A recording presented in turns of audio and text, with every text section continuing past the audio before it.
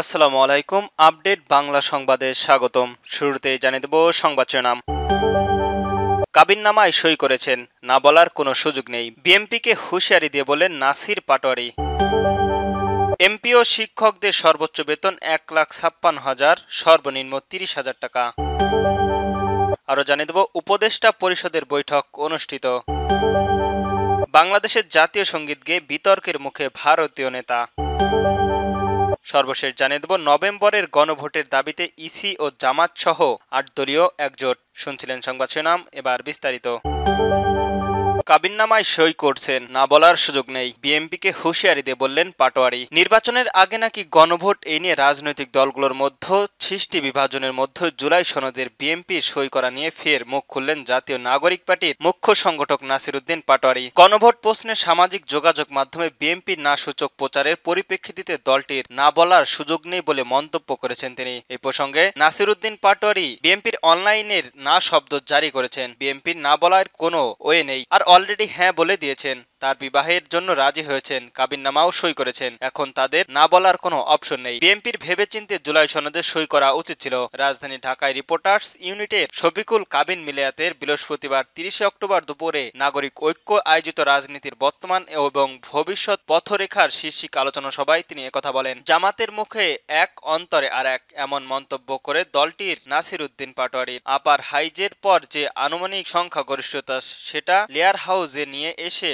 আপনারা পুরো জিনিসটাকে নষ্ট করে দিয়েছেন। আপনারা কিছু কিছু ক্ষেত্রে জাতির সামনে মুখে একটা অন্তরে আরেকটা, এই ধরনের যে আচরণ ব্যবহার রয়েছে সেটা স্পষ্ট হয়েছে। পাটোয়ারি মনে করেন গণভোট প্রশ্নে জামাত পরবর্তীতে হয়তো বিএনপির সঙ্গে ঐক্যবদ্ধ হয়ে যাবে, হয়তো বলবে ঠিক আছে ইলেকশন দিনেই গণভোট হোক। সংস্কার কমিশনারের সুপারিশ দিয়ে বল এখন ডাক্তার ইউনূসের কোর্টে, এমন মন্তব্য করেছেন এনসিপির নেতা। ডাক্তার ইউনূস যেহেতু আন্তর্জাতিক খেলোয়াড়, বলা হয়ে থাকে সেই বিদেশি প্লেয়াররা বাংলাদেশে খেলতে এলে একটু পিছলে যায়, কারণ বাংলাদেশের মাঠটা অনেক বেশি পিছলা। কিন্তু এই পিছলাটা জায়গায় যেমন তেল মর্দন করেন আমাদের আইন উপদেষ্টা আসিফ।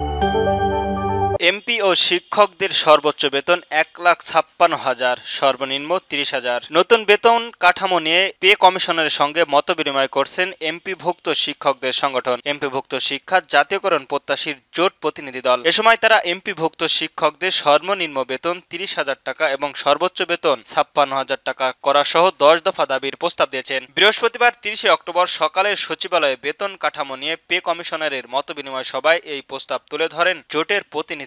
প্রস্তাবে প্রথম গ্রেডের কর্মকর্তাদের মূল বেতন 1,56,000 টাকা করার সুপারিশ করার মতে অনুরোধ জানানো হয়। এছাড়াও দ্বিতীয় গ্রেডের বেতন 1,40,000 টাকা, তৃতীয় গ্রেডের বেতন 1,25,000 টাকা, চতুর্থ গ্রেডের বেতন 1,10,000 টাকা এবং পঞ্চম গ্রেডের 95,000 টাকা হলে ষষ্ঠ গ্রেডের বেতন হবে 60 থেকে 80,000 টাকা।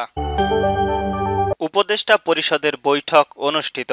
অন্তর্বর্তীকালীন সরকার উপদেষ্টা পরিষদের বৈঠকে অনুষ্ঠিত হয়েছে। বৃহস্পতিবার 30 অক্টোবর প্রধান উপদেষ্টা অধ্যাপক ডক্টর মোহাম্মদ ইউনূসের সভাপতিত্বে তেজগাঁও তার কার্যালয়ের এ বৈঠক অনুষ্ঠিত হয়। তথ্য অধিদপ্তরের এক বিবৃতিতে এ তথ্য জানানো হয়েছে। এর আগে সোমবার 27 অক্টোবর প্রধান উপদেষ্টার উপপেশ সচিব আবুল কালাম আজাদ মজুমদার সরকারের এক বিবৃতিতে জানান, অন্তর্বর্তীকালীন সরকারের উপদেষ্টা পরিষদ নির্বাচিত সরকারের কাছে দায়িত্ব হস্তান্তর না করা পর্যন্ত নিয়মিত দায়িত্ব পালন করে যাবে এবং উপদেষ্টা পরিষদের বৈঠকও নিয়মিত অনুষ্ঠিত হবে। তবে এর আগের তথ্য উপদেষ্টা মাহফুজুর ভিন্ন বক্তব্য দিয়েছিলেন। বাংলাদেশের জাতীয় সঙ্গীত গেয়ে বিতর্কের মুখে ভারতীয় নেতা। ভারতের আসামের জাতীয় কংগ্রেসের এক অনুষ্ঠানে বাংলাদেশের জাতীয় সঙ্গীত আমার সোনার বাংলা গাওয়ায় বিতর্ক শুরু হয়েছে। দ্য টাইম অফ ইন্ডিয়া জানিয়েছেন, এ নিয়ে পক্ষে বিপক্ষের মতে আলোচনা সমালোচনা জোয়ার বইছে। দেশটির একাধিক পত্রিকায় জানিয়েছেন, রাজ্যের শ্রীভূমি জেলার কংগ্রেসের সেবা দলের এক সভায় দলের কর্মী বিধুভূষণ দাস রবীন্দ্রনাথ ঠাকুরের লেখা আমার সোনার বাংলা গানটি পরিবেশন করেন। বিজেপির দাবি করেছেন তিনি আসলে বাংলাদেশের জাতীয় সঙ্গীত গেয়েছেন। এই ঘটনায় বিজেপির নেতারা কড়া প্রতিক্রিয়া জানিয়েছেন, কংগ্রেসের রাজনৈতিক অবস্থান ও নৈতিকতা নিয়ে প্রশ্ন তুলেছেন। আসামের মন্ত্রী কৃষ্ণ দুপাল বলেছেন, কংগ্রেসের কাজকর্ম সবই অদ্ভুত, তারা জানে না কখন কি গাইবে। ভিডিওটি আমি দেখে এবং প্রয়োজনীয় পুলিশের মাধ্যমে তদন্তের ব্যবস্থা নেব। গত 27 অক্টোবর আসামের শ্রীভূমি জেলার ইন্দিরা ভবনে তোলা এই ভিডিও থেকে দেখা যায় কংগ্রেসের নেতা বিধুভূষণ দাস বাংলাদেশের জাতীয় সঙ্গীত গেয়েছেন। কংগ্রেসের সেবালয়ের কার্যালয় কমিটি গানটি গাওয়া হয়েছিল বলে জানানো হয়েছে।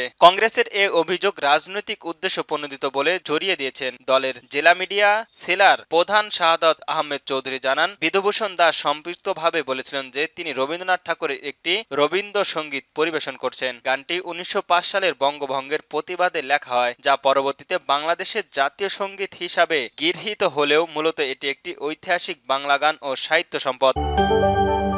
নভেম্বরের মধ্যেই গণভোটের দাবিতে ইসিতে জামাতসহ 8 দলীয় উপস্থিত। আগামী নভেম্বরের গণভোটের 5 দফা দাবিতে নির্বাচন কমিশনের কাছে স্মরণকলিপ দেবে বাংলাদেশ জামাত ইসলামী আন্দোলনের বাংলাদেশ খিলাফত মজলিস সহ 8টি দল। বৃহস্পতিবার 30 অক্টোবর বেলা 11টায় নির্বাচন কমিশনের সামনে জড়ো হতে থাকে দলগুলোর নেতাকর্মীরা। গণভোটের দাবিতে বাংলাদেশের জামায়াতের ইসলাম সহ 8টি রাজনৈতিক দলের নির্বাচন কমিশনের স্মরণকলিপ দেওয়ার কর্মসূচি অংশ হিসেবে এই বিক্ষোভ অনুষ্ঠিত হয়। সংক্ষিপ্ত সমাবেশে নেতারা বলেন, জুলাই জাতীয় সনদ বাস্তবায়ন করে নভেম্বরে গণভোট আয়োজন করা হবে। তারা দাবি করেন, নির্বাচন কমিশনারের প্রয়োজনীয় ব্যবস্থা নিতে হবে এবং সংসদ নির্বাচনে সকলের জন্য সমান সুযোগ সুবিধা করতে হবে। তা না হলে বিগত ইসির পরিণতি বর্তমান নির্বাচন কমিশনারকেও ভোগ করতে হবে। এরপর দুপুর 12টায় দলীয় শীর্ষ নেতারা সমন্বয়ের প্রতিনিধি দলে একে স্মরণকলিপ জমা দিতে কমিশনার কার্যালয়ে প্রবেশ করেন।